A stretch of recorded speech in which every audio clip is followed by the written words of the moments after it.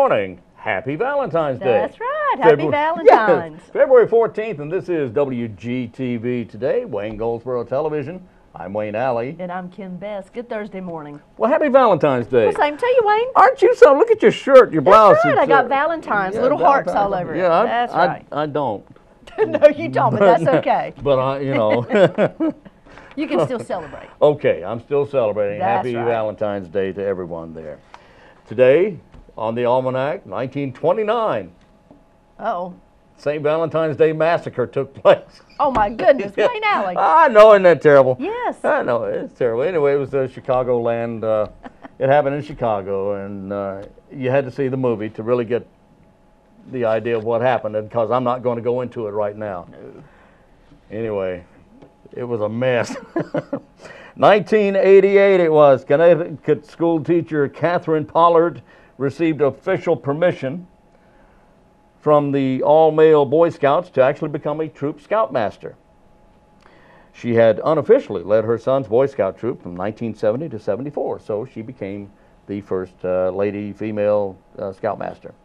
1991, for Valentine's Day, President Bush gave First Lady Barbara, this is Bush 41 now, gave Barbara Bush a small electronic thesaurus and dictionary. Now, how romantic is that? No, he didn't. Yes, he did. How romantic is that? What were you thinking? I know, well. What were you thinking? Let's see now. T.G. Shepherd. You ever heard the name T.G. Yes. Shepherd? He's, of course, a country singer and a fantastic artist. 1998, he was best man for 35 different grooms. Oh, wow. He was the best man for 35 different grooms at a Las Vegas hotel. The event was held for the winners of the national radio promotion for Shepherd's song, She's Getting the Rock. Not She's Getting the Rock, She's Getting the Rock.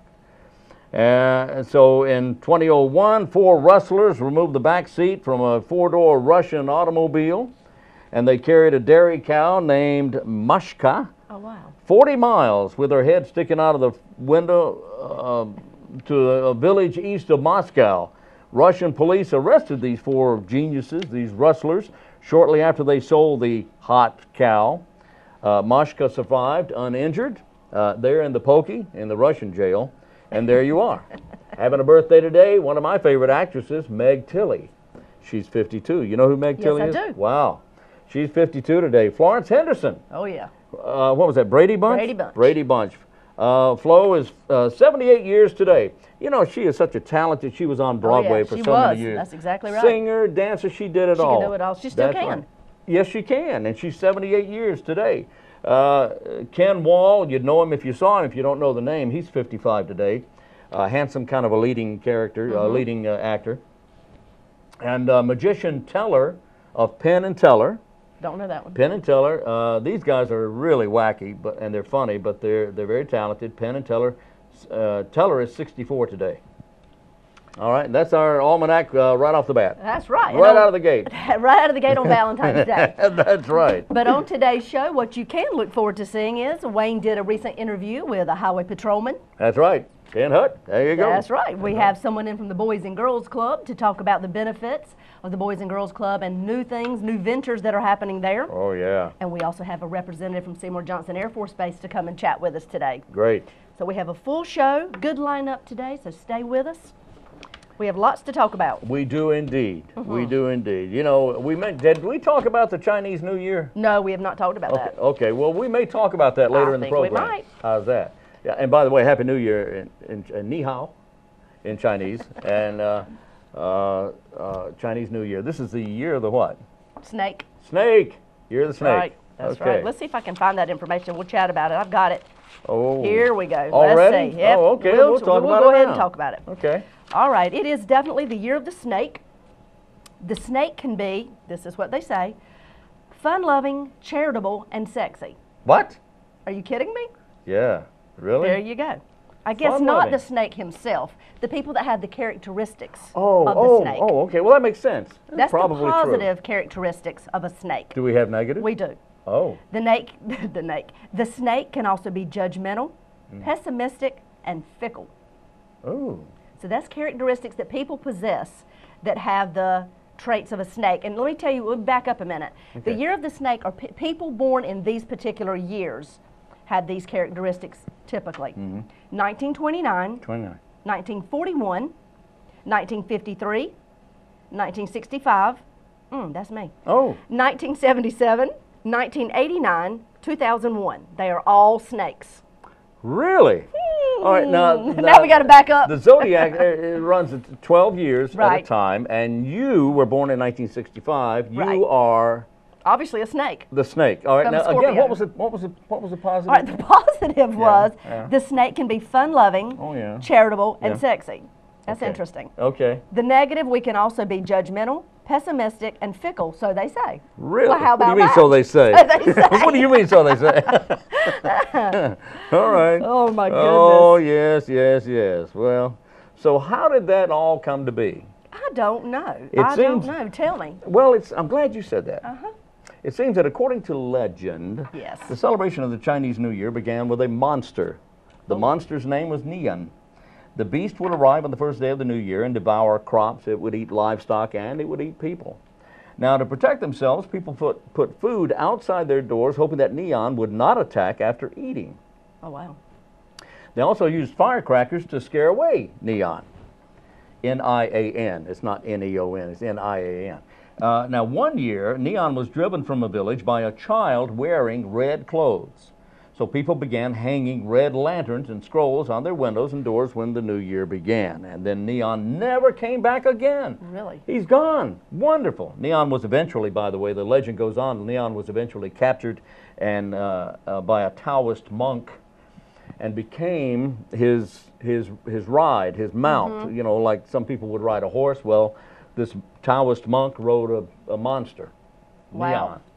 So the Chinese New Year is celebrated with a festival beginning on the first day of the first lunar month in the Chinese calendar. That's why it's not on the same day each year. But it ends on the 15th day, at least since the Han Dynasty, and before that, the dynasty is celebrating during the 12th, 11th, and 10th months.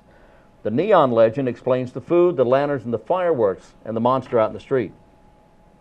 You know, you've seen the Yes, monsters oh, all yes. going up and down that we associate with the holiday. And it goes on to explain why the animals are in a particular order Okay. on the Good, 'cause calendar. I was wondering that. Okay, well, I'm not going to do that right now. We'll talk about that in just a little while, about at the beginning of each cycle, the Right. 12-year cycle. The first one is the rat, Yes. for some reason. And I'll explain why. It has to do with crossing a river.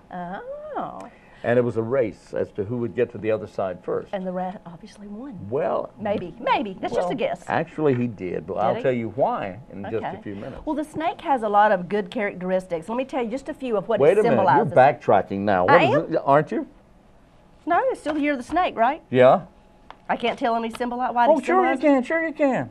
Sure you can. Go ahead, I'll keep my mouth shut. Well, the year of the snake symbolizes wealth and prosperity. In money matters, people born in the year of the snake usually have good luck. They don't have to worry too much about money, so they say. Wow. Let me tell you a couple famous snakes. You'll notice I'm not a snake.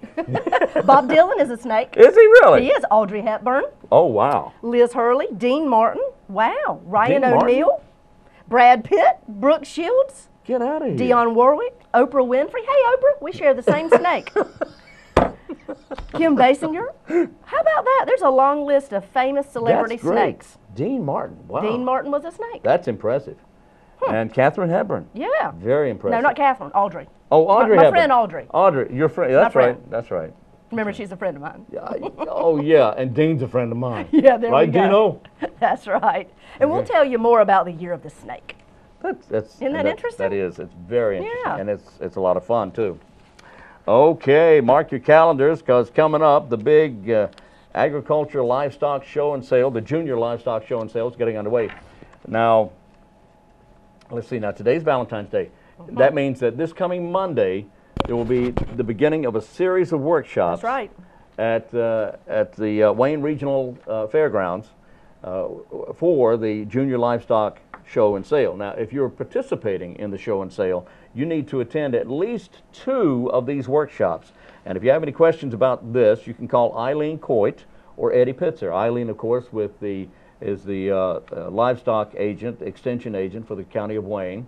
Cooperative Extension Service. And of course, Eddie Pitzer is the manager of the Wayne Regional Agricultural Fair and runs the fairgrounds out there.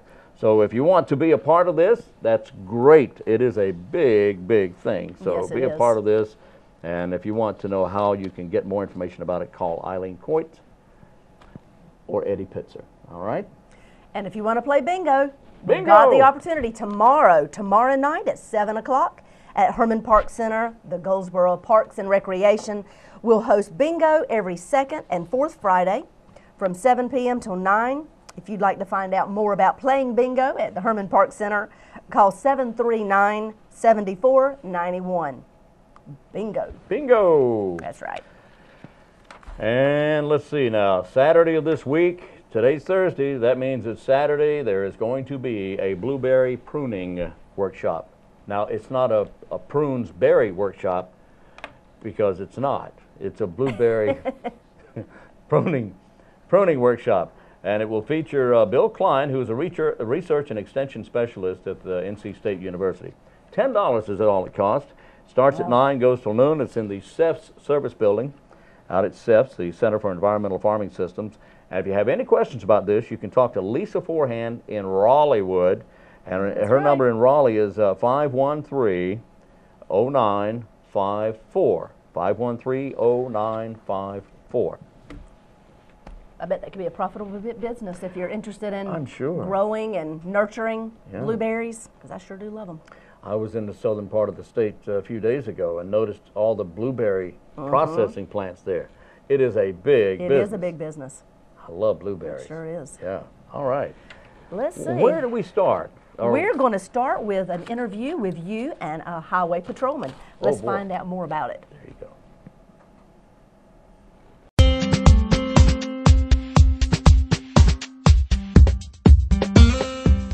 Today we're talking with Trooper Mike Conley with the North Carolina Highway Patrol. And Mike, thanks for being with us. I appreciate you coming in. Thank you, sir. Now, Michael, I want to talk about, well, a couple of things. First of all, number one, the North Carolina Highway Patrol. This is Troop C, I believe, in the Wayne County area. That is correct. We belong to Troop C, and Troop C covers, what, I guess maybe 8 or 10 counties? 14 counties to be exact. I knew that. 14 counties. Okay.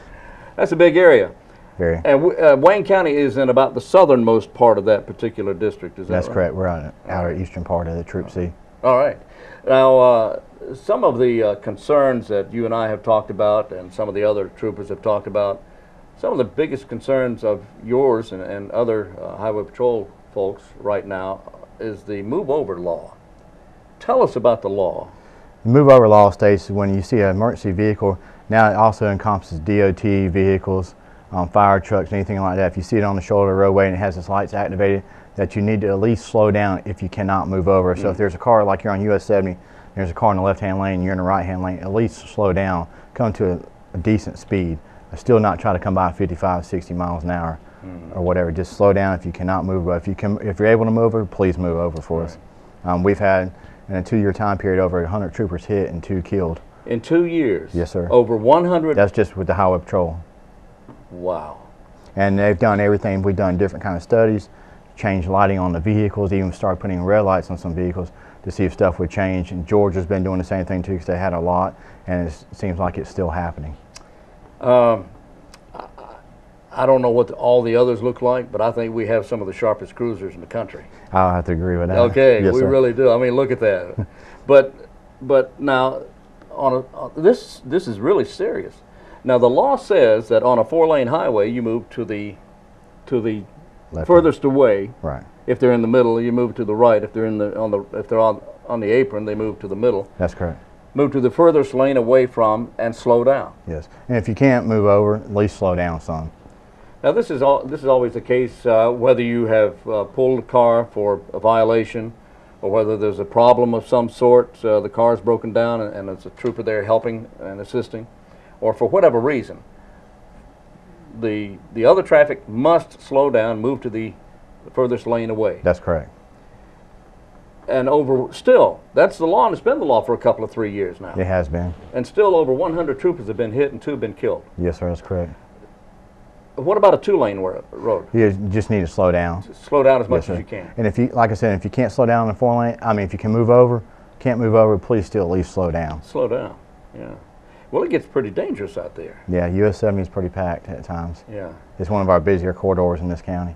Is there has there been a determination or a study done as to why people are not adhering to this new law? It's just inattention. They're not paying attention. Yes, sir. California's done some studies, like they have like the amber lights you see on the back of the cars. Yeah. They were actually talking about that motorists were actually being drawn into the cars by the amber lights. It just gets the way it caught their attention, so they started quitting using them on the their U.S. highways, interstates, and stuff like that. Really? Their officers, they cut them lights off. So, and Amber. Georgia's even done stuff where they actually try to turn all their lights off, so it looks just like a broke down vehicle, and they were still getting hit. And right? they're still getting hit. So they're trying a whole bunch of other stuff, and out west where we have more troopers get hit out there, that's where they started putting red lights in the cars, saying the amber. I mean, the red was more visible than the amber was. So, it seems to me that this would happen more during the daytime. Is there any indication of that? it's a combination of both. We had one hit back at Christmas time, was actually during the daytime, and then 4 months before that, I got hit at night at 2 o'clock. I got hit at 2 o'clock in the morning. So.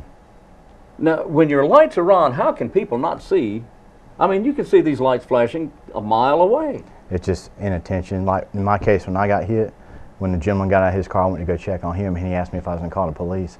So he didn't even see my lights. That's it. So he asked if you were going to call the police. That's correct. That was his first. I said, "Are you all right?" He's like, "Are you going to call the police?" And I was kind of like, "Who do you think you hit?" Yeah. And then he looked at me, and of course, you know. But that just tells me he never even seen the lights or anything to begin with. He wasn't paying attention. He wasn't paying attention at all. Obviously. So. Oh my goodness. Well, this is very serious. Inattention. Is there a determination that these people are using their cell phones or texting or anything like that? No, because like Saturday night we were doing a checkpoint on 111, and I was walking up to the car to check the lady's driver's license. Another trooper just got in the car that was beside hers and take some enforcement action. And as I was talking to her, I can hear it like ABS brakes grabbing, and I just took off enough time to get back to my car when she got struck by the car that was coming up behind her. And we asked the person, the driver, what happened. She was like, "Well, I was looking at the blue lights over there, never even looking at anything else to see if there was anything in the road." Okay. She never even slowed down, so she wound up hitting the truck that we were checking driver's license on. Good gracious! I tell you, it's dangerous, and something's going to have to be done to get people to be. Well, they've tried. We've tried. You try to educate them and stuff, and people get upset because it's a very expensive ticket. It's a $438 ticket for failure to move over. I mean, it's probably one of the best ones most expensive ones you can get out. Yeah, but I bet they don't do it again.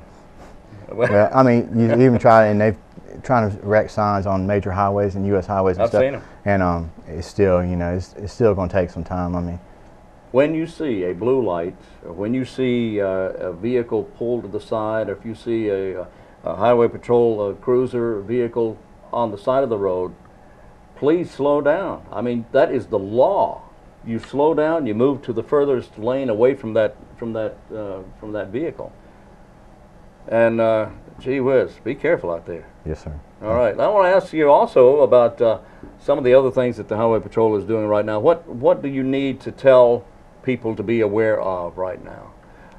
What about, let's talk about one of Benny Grady's programs and car safety, child safety seats. He runs a child safety clinic he puts on every year. The past 2 years it's been out there at Walmart on 70. Yeah. He gets different vendors as far as Target, Chick-fil-A, Coke, Pepsi, they all meet together because it's all about children. Right. And they come out there, and when you come out there, his goal is, and it happens all the time, that if you have a car seat that's expired, been involved in a wreck, because they don't want to use them after a major wreck or anything like that, that if you need a new one, you don't have one, when you leave there that day, you will have a car seat.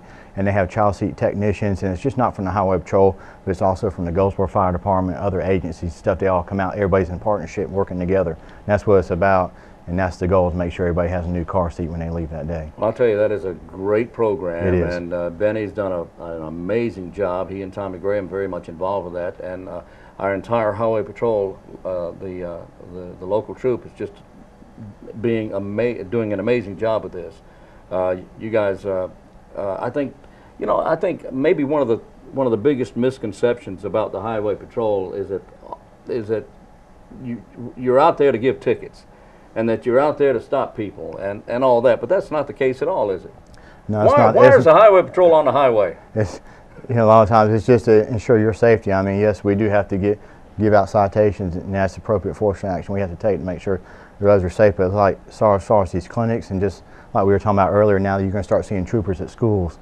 And you know, we're going to work the school zones, of course, to reduce speeds, but we're also going to be out there just to be visible. I mean, we might go out there and just eat lunch at the cafeteria that day, or come visit students or whatever. As you know, with all the active shooters in schools and stuff like that, we're here to be a deterrent also. To be a deterrent at local schools. Yes, sir. That is great. And that's something we take, and this is something that's being taken on statewide. And just like this morning, we had 3 of us working, and 3 of us were at 3 different schools this morning. Oh man. So, oh, that's great. That's great. But the highway patrol is there to keep you safe on the highways. And you've just heard Trooper Conley say that there are people constantly disobeying the law, not obeying the law, by simply plowing into vehicles on the side of the road. I don't get that. They're just not paying attention. yes, sir. You know, I have a problem with automobiles and vehicles that are just too comfortable. You get comfortable, you become complacent, listening to the radio, or you're talking, or you're on the phone, and you have a responsibility to be a responsible driver, to pay attention to what you're doing. Otherwise, you're going to hurt somebody, including yourself. That's correct. So how long have you been a highway patrol? I've been with the highway patrol 13 years. 13 years. You grew up in Wayne County, is that right? Yes, sir. All right. Yes, sir. What about traffic patterns? I know there's a lot of construction going on around the Yeah, area. on the north end of the county, a lot of things are changing right now.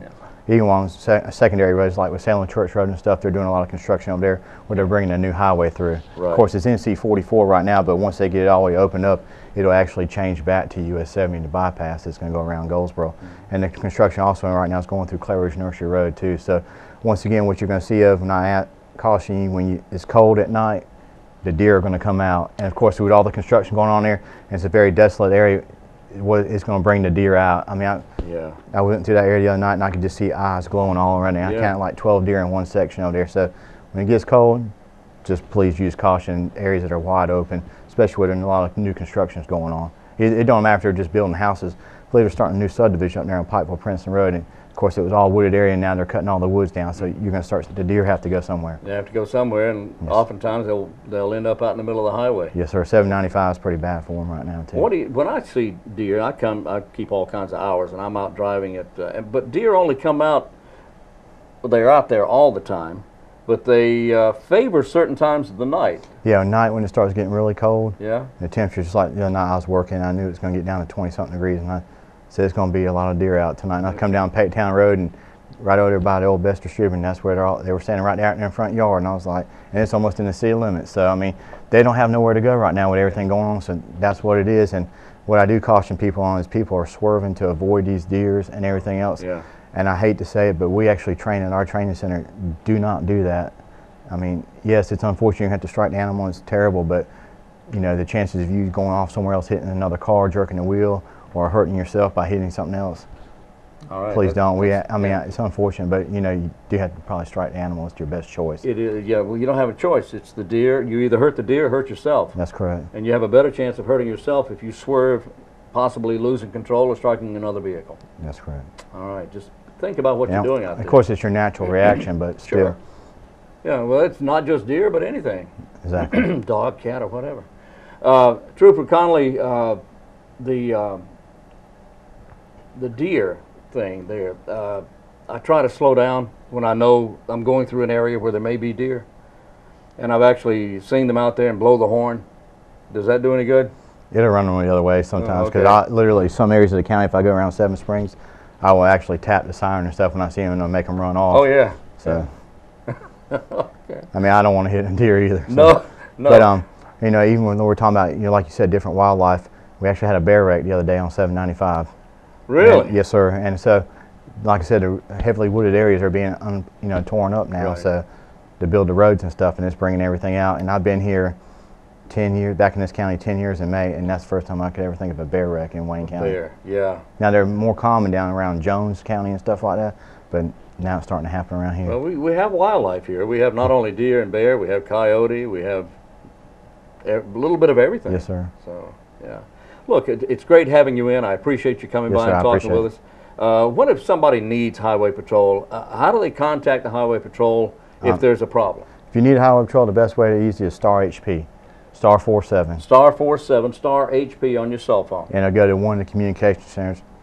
Sometimes it depends on where, if you're like on the east side of Wayne County, it might go to Williamston or what we call Troop A down there, but they'll transfer you to the appropriate communication center. So if you see a drunk driver in or some kind of hazardous thing, please call it in. And if you get involved in a wreck or you decide you don't want to leave, we're having this a lot of common problems too. People are calling and then they're saying they're disabled, but somebody will come bring them some gas, but they don't tell us. Well, we just might have to drive with the limited amount of personnel we have right now.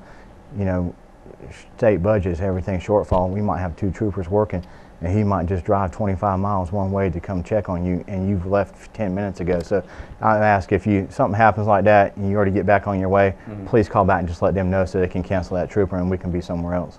Wow, I didn't realize people were doing that. So if you have a problem and that problem's remedied before a trooper gets there to help, call them back, let them know everything's okay. Exactly. And I've done that too. If you see someone driving erratically and you feel they may be a drunk driver, call star 47, star HP, and report them, and they may transfer you to another telephone. Yes, that's correct. All right, so be patient with them.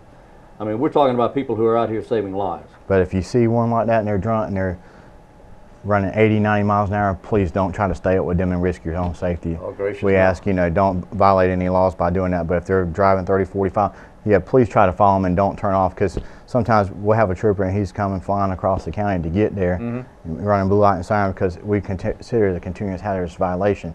Drunk driver is very serious to us. And next thing they'll say, well, the caller just turned off and went somewhere else, and now we're having to go really now scowl around and look for them even more.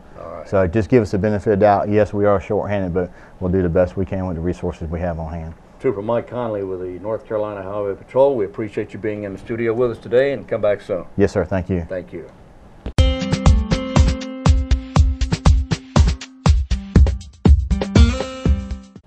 And we're back. We are back, and good morning. Good morning. Happy Valentine's Day again. Happy Valentine's Day there. Happy Valentine's Day. Hope everybody's doing well today on this Thursday morning. Let's. I have a trivia question. All right. Here you go. Trivia question. I'll ask the question now and give you the answer in the next segment.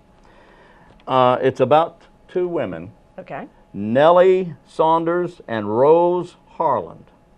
They were both in 1876. They were professional dancers. 1876? 1876. Just a day or two ago. Performed on stage, very popular dancers, professional dancers in 1876, competed in a sport event that they had never competed in before. In fact, women had never competed in this particular sport at all, ever. What was the sport? And in fact, they received a trophy. They both received a trophy. What served as a trophy? Anyway, Nellie Saunders and Rose Harlan competed in this first women to participate in this sport.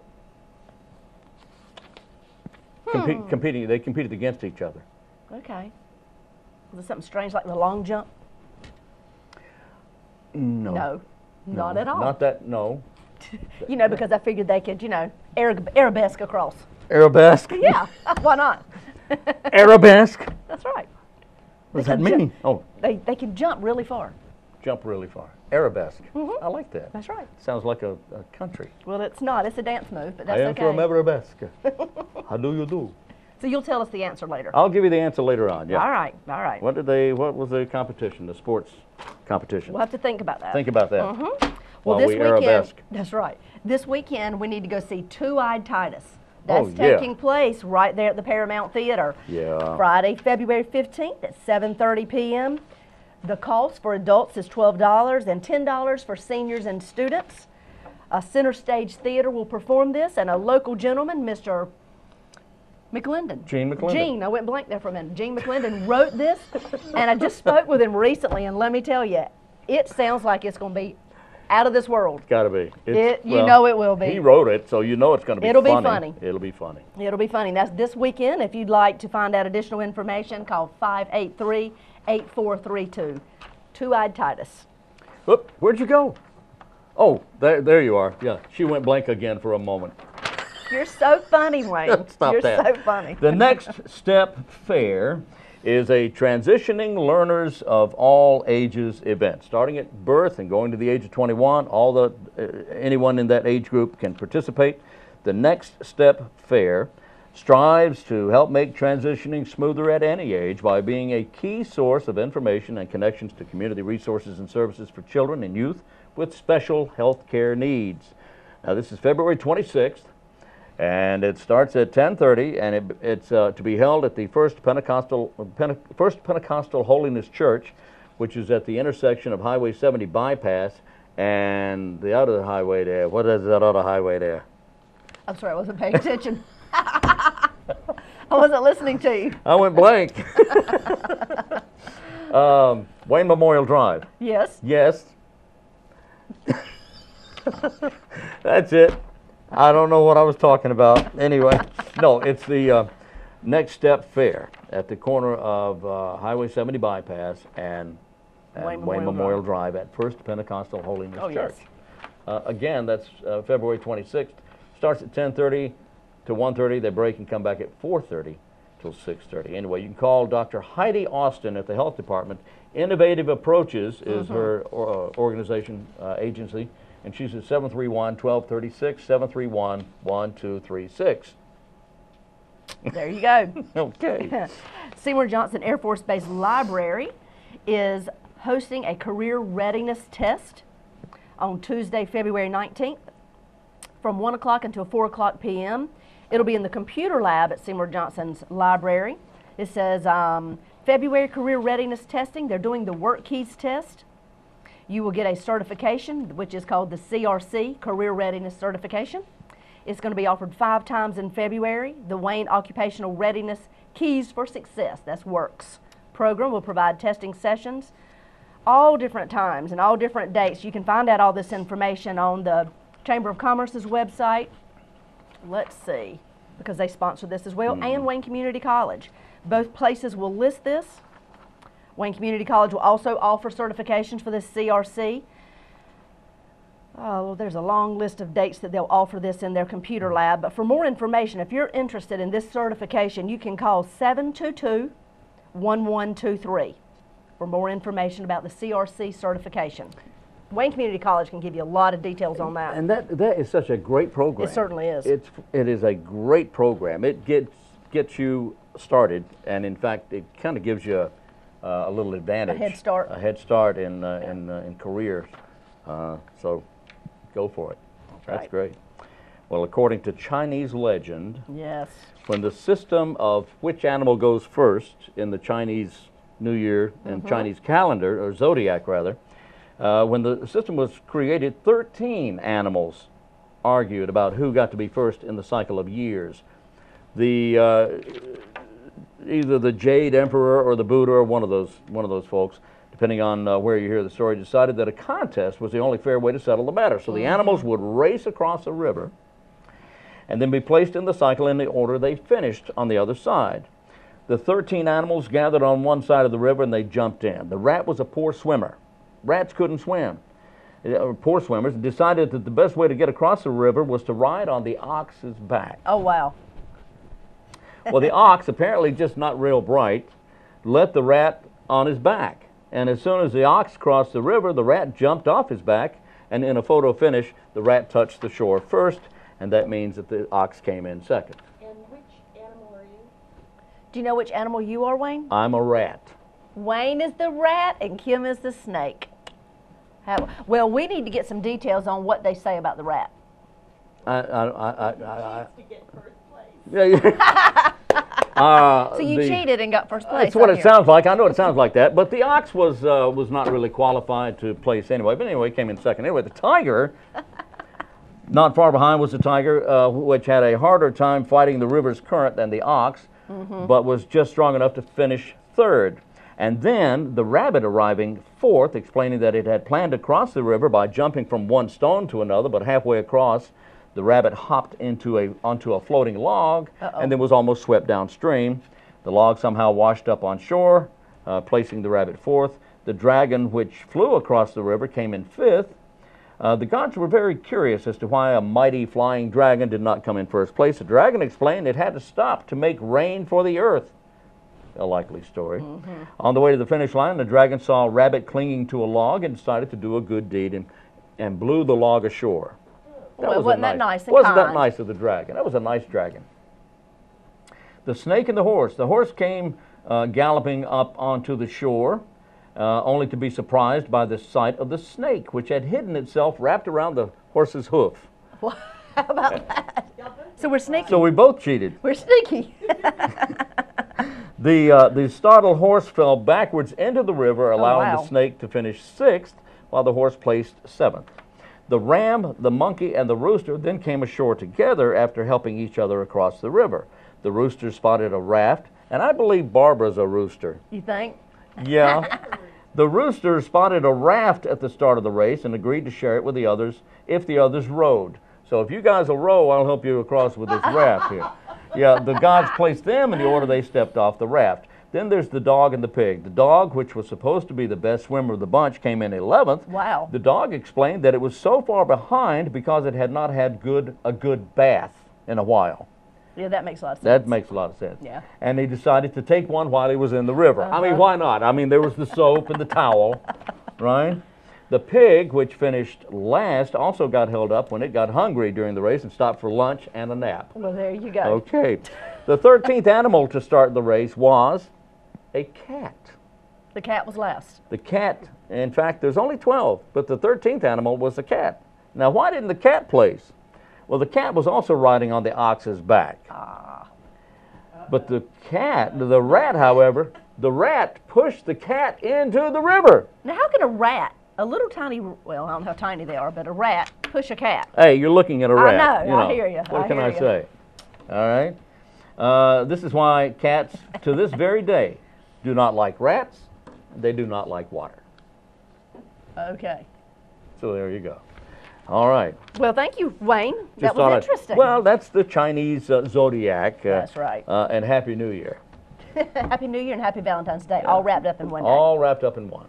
Wayne, let's go hear what they've got to say from the Boys and Girls Club, and we'll follow that with an interview from Seymour Johnson Air Force Base. All right.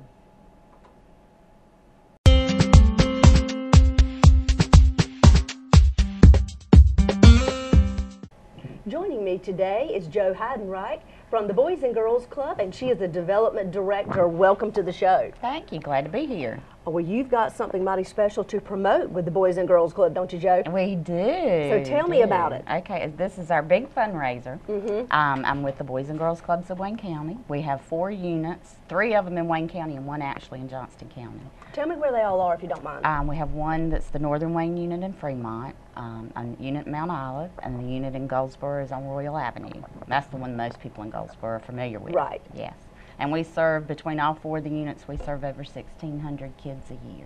1,600 children. And what age groups come through your doors? They're 6 to 18. 6 to 18. 6 to 18. So if they're in school up until they're about, well, of course you said 16 years old, then you are serving them or can serve them right there at the Boys and Girls Club. That's exactly right. We serve everybody, and the membership's only $10 a year. Well, tell me, what is the purpose in the Boys and Girls Club? We are an after-school program, but we're not like just a daycare. We have programs that we help the children with their character development, their education, their health and life skills. We do more than just a daycare. Exactly. We're a lot more than that. And for a lot of these kids, we're their second home. We're where they get a lot of the support that they need to make their life dreams and goals come true. Well, with all of this being said, what are the hopes and the dreams of the Boys and Girls Club, of the children's lives that come through those doors? What are the children's dreams? No, the directors. Ours, to make these children that come through here productive citizens for our future Goldsboro adults. Do you see through the years, or have you seen through the years, it make differences and change lives of youth? Can you tell me more about that? We do change a lot of lives. We have every child that comes through is a story. They all have their own story, and that they're so different. Just as an example, my mother had a traumatic fall last year and ended up in intensive care over in Greenville. the first nurse that we saw, we ended up talking, and she was one of our former club kids. Oh, wow. And if you don't think, that didn't mean a lot to Oh, me. It meant a lot to my mother and my daddy, knowing that this was somebody that had been through where I was working now. Yeah. So it's amazing who you Well, see. it's like a full circle. It you is. never know when you're going to run back in or across someone's path that has It was come through those awesome. doors. It was awesome. Well, So, that's amazing. yeah. Yeah. Tell me what your hours are, and one more time where you're located, the Goldsboro Boys and Girls Okay, Club. the Goldsboro Boys and Girls Club's at 1401 Royal Avenue, and our hours are after school until 7 p.m., and then we're open every teacher work day, and we're open during the holidays. There are very few days that we close during a regular year, because we're there for the kids. Right, exactly. If someone wanted to enroll their child in the Boys and Girls Club, what would they need to do? Just come by the club and pick up an application, fill it out, pay a $10 membership fee, and they're good to go. Wow, Yeah. you make it easy enough. Yeah, they have to be 6 years old. If we have to verify that they are 6 years old. We need a birth certificate for that. But then otherwise, yes, we take anybody that we take anybody. Right. Well, I'll tell you, recently I did a tour of the Boys and Girls Club, and what amazes me is you have the children do the tours. Mm-hmm. The We children did the are teens. the ones, yeah, the teens are the ones that take you through, and when they speak to you, they speak with such passion. They do. Because this is their world. This That's is where exactly many of them right. have grown up. This is where they spend Monday through Friday.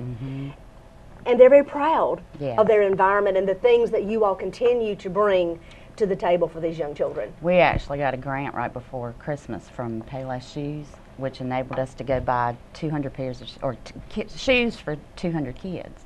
And Wow. we took them and went with them. We took them on a couple occasions, and then we had their parents meet us there straight from the club. But on the day that we took them on the one of the days that the kids were out of school. And the kids that were in my car on the way there, I would say, "Okay, what's your favorite thing about the Boys and Girls Club? What do you like the best?" And they would say everything. I mean, I can't tell you how many kids said everything. There were some that concentrated. I like the computer lab. Another one, I like the games room.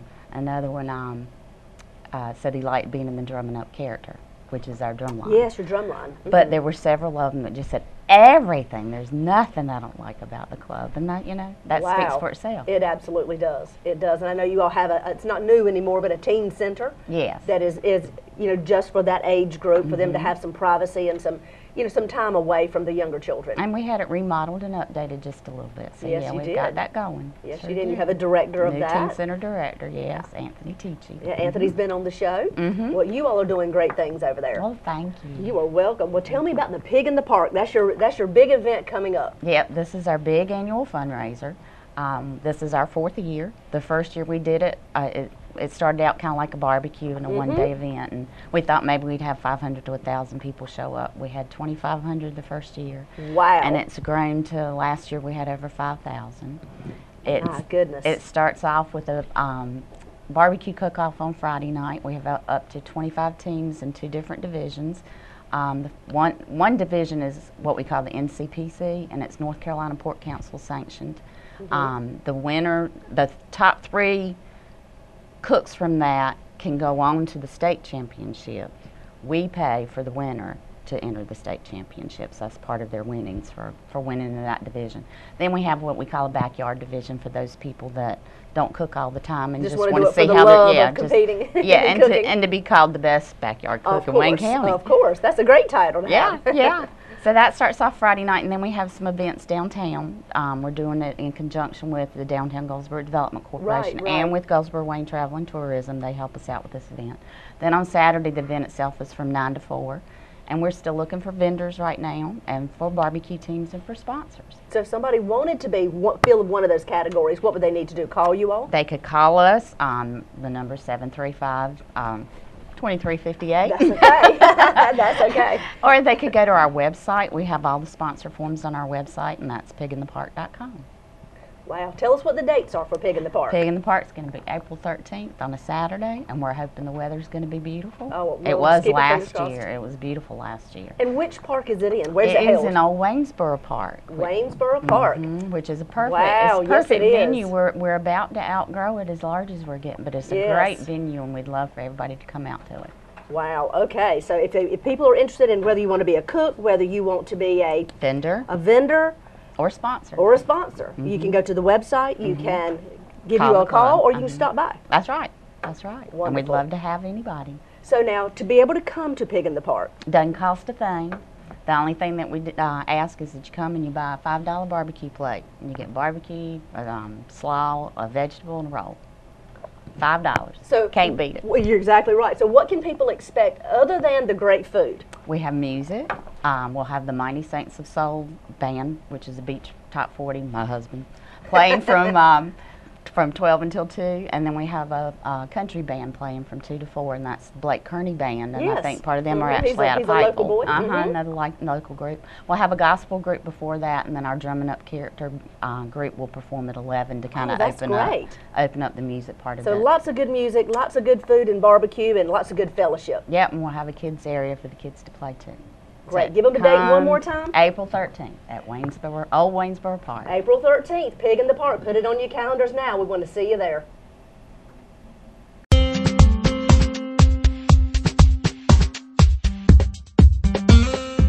Hi, good morning. Joining me today is Lieutenant Colonel Montgomery.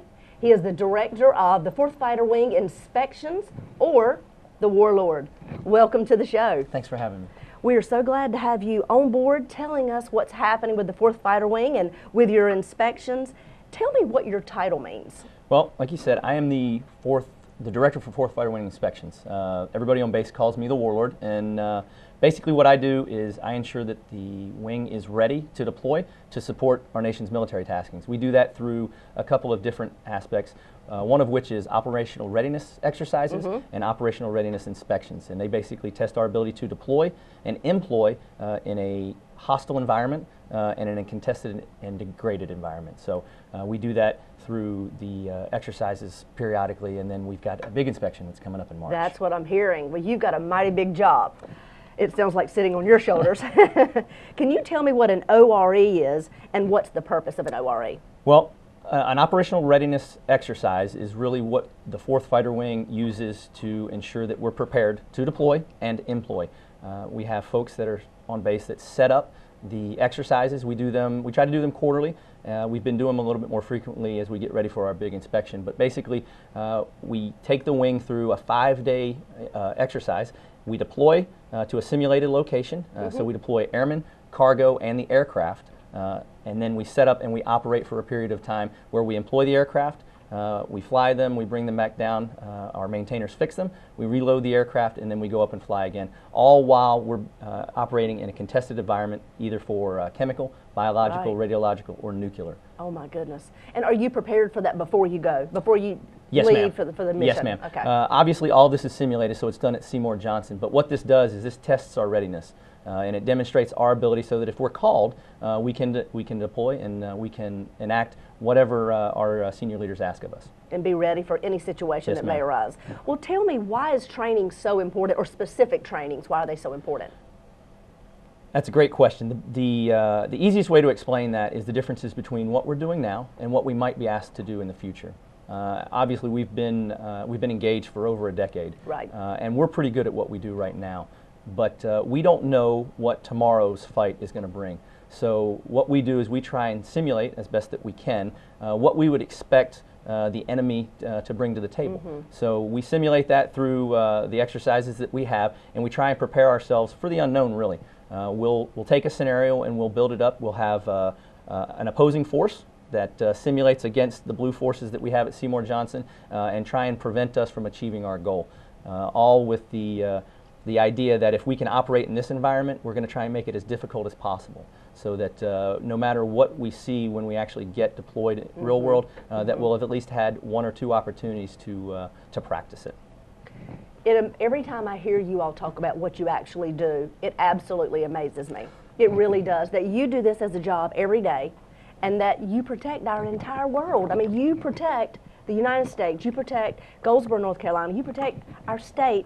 It just amazes me that you all are trained to such a high ability to handle anything that comes before you. Well, first and foremost, it's an honor. The 4th Fighter Wing, part of Goldsboro, part of Wayne County, and part of North Carolina, we're honored to be asked to take up that mantle of security. Obviously, we don't do it alone. We've got the local agencies here. We also have our sister services that are in North Carolina, on the East Coast, and for the nation. It's exciting, but as with any profession, the reason that we do exercises like this is so that we can make sure that we hone our skills so that when we're asked, we can do that. It's no different than a firefighter or a policeman training. Right.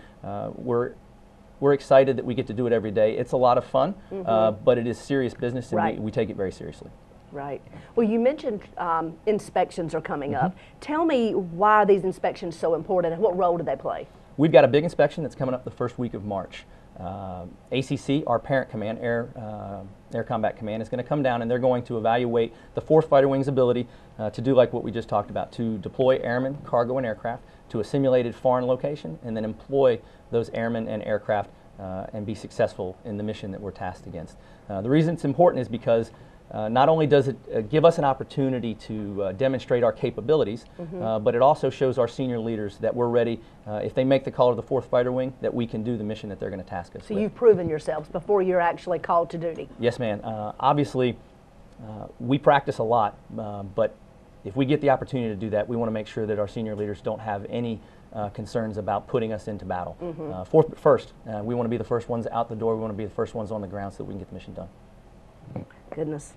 Well, how does it compare to a real deployment? You know, you exercise and you prepare, but how does it compare? Well, like I said, we have a team of folks that set up these scenarios for our exercises, and they do a magnificent job. But obviously, there's some simulations Right. that you just can't do. Obviously, we're not going to deploy to a foreign location. It's all going to be done out of Seymour Johnson. We're going to be flying off the East Coast and in a couple of other states where we have ranges that we can fly to. So there's some simulations there, but we've done the best that we can to ensure that the training that we get most closely mirrors what we would expect in terms of the timing and the duration for the exercise. Well, what can the community expect during these exercises or during the inspections? Well, the great thing is that we've done 6 exercises already. So if folks haven't noticed anything, they're probably not going to notice anything in March. We've got one next week, and then, like I said, we've got our inspection the first full week. I'm sorry, we've got one next week, and then we've got our inspection the first full week of March. It's a 24-hour inspection or evaluation, and it takes about 5 days. So the things that Seymour Johnson is going to do, obviously, we'll set up 24-hour operations, which means the services that we have on base are going to be diminished a little bit. We're going to do what we can to mitigate that, but folks need to understand that we're going to be flying a little bit later. So there's going to be the jet noise that most people are associated with. There's going to be some loud noises on base that are simulating explosions or simulated gunfire. But the thing that's probably going to impact the community the most is going to be the fact that there's going to be delays at the gate, and any of those individuals are going to be coming on base that would do anything with any of the organizations, be it the youth community centers or the hospital, the medical clinic. There's going to be delays because with 24-hour operations, we just don't have as many folks that we can to serve them. So during that 1 week mainly? Yes, ma'am. Okay. Yes, ma'am. During that 1 week. First week in March? Yes, ma'am. That's the big one. Well, you know, it's interesting when we hear the airplanes fly out of Seymour Johnson. You know, most of us here in our community think of freedom when we hear that. That is just something we're used to, something we love, something we expect. And a lot of us do notice when the flights seem to be heavier at night. You know, you wonder, oh, are they training? They probably are, whenever it's not the norm. Yes, ma'am. So we take the relationship that we have with Goldsboro and with Wayne County very seriously. And we try to make sure that that's a good and a fostering and a nurturing relationship. So we don't want to we don't want to do anything that's going to put folks out. But we appreciate that you guys understand that sometimes we've got to fly a little bit later so that we can train to a specific mission. That's exactly and right. we appreciate that. Well, you know, once again, we appreciate what you all do, and you are part of our community. You know, you're just another arm of Goldsboro and Wayne County, and we very much appreciate and love having you all here and embrace the relationship that Seymour Johnson and Goldsboro has. Yes, ma'am. We appreciate that. Starting with individuals, working through private businesses, all the way up to the government agencies that work hand in hand with the 4th Fighter Wing. It's an amazing relationship that I'm proud to be a part of, and I know that everybody on Seymour Johnson is proud to be a part of. Oh, yes. Well, thank you all for coming on the show on a regular basis. I think that will help the community better understand things that are happening at Seymour Johnson Air Force Base. So we appreciate your time and efforts, and nice speaking with you today. Thank you very much. Thank you for being with us today. We hope you've learned more about what the warlord does in his community.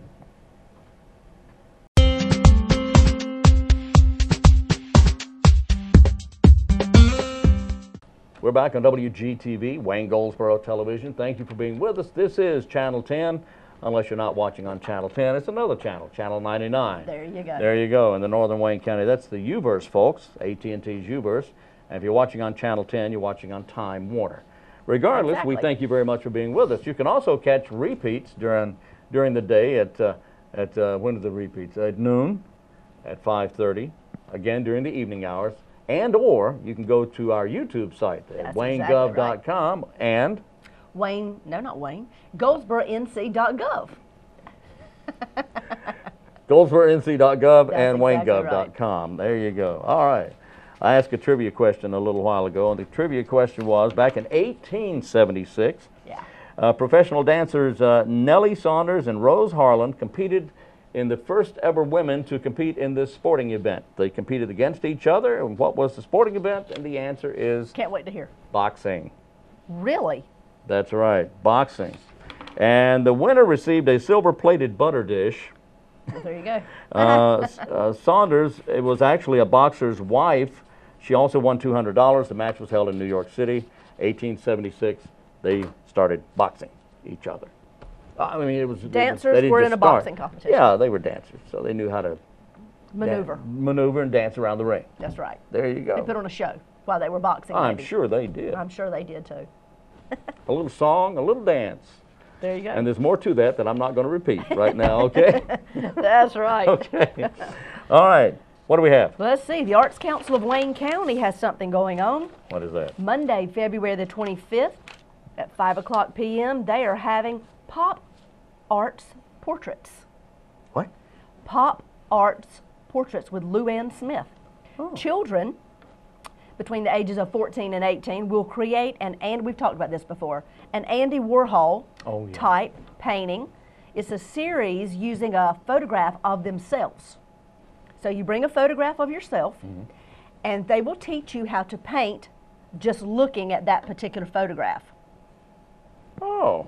Okay. Yep. So you visually look at your photograph, and they'll teach you how to maneuver and make that look like your painting. Oh, okay. Yes. All right. That's right, and that's taking place at the Arts Council of Wayne County. Don't forget, February 25th. I'm sure they would like for you to call and register. That number is 736-3300 for ages 14 to 18. Okay, so if I participated, I could take a picture of Mickey or Minnie. Well, there you go. There you go. If you so choose. If I so choose, If yeah. you so choose. Coming up on tomorrow's program, Yes. we have, my buddy John Lewis is going to be with us. Now, John is the president of the Tuscarora Council of the Boy Scouts. He's going to be with us. We're going to be talking about the Boy Scouts. Of course. And we have a couple of guys coming in from the Optimist Club. We're going to be talking about what the Optimist Club is, what they do, and how what a great organization that is. And What it all really they've is. done for Wayne County. That's exactly right. That's exactly right. Anyway, I'll tell you tomorrow who they are. Anyway, that's all coming up on our program for Friday. Okay. Join us again tomorrow morning at 7 o'clock here on WGTV. And until then, I'm Wayne Alley. And I'm Kim Best. Happy Valentine's Day. Be good to your loved ones.